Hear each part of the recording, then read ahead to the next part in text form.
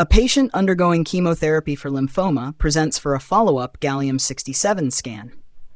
The scan was performed to assess for any abnormal uptake in the lungs or other areas of concern. As I review the images, I see diffuse pulmonary uptake of the gallium-67 tracer.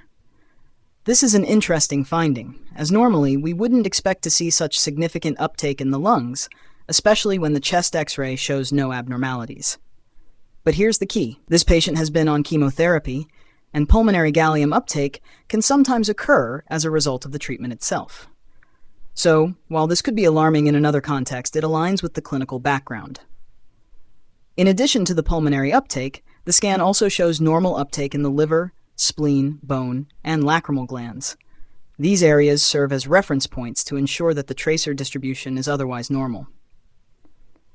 Now, when we see diffuse pulmonary uptake like this, we also need to consider a few differential diagnoses.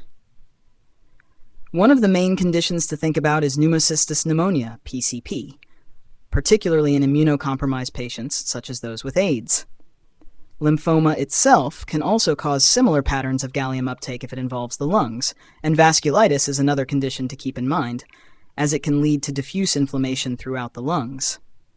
However, given the normal chest X-ray and the patient's recent chemotherapy, I'm leaning towards this being a benign finding related to their treatment, rather than something more sinister, like an infection or progression of disease.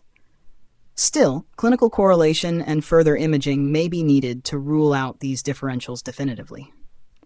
So while the diffuse pulmonary uptake of gallium might raise concern initially, it's essential to interpret this finding in the context of the patient's treatment and overall clinical picture.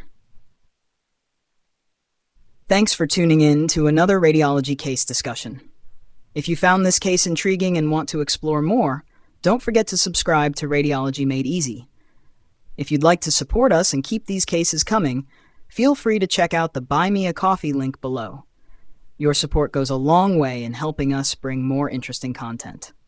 See you in the next case.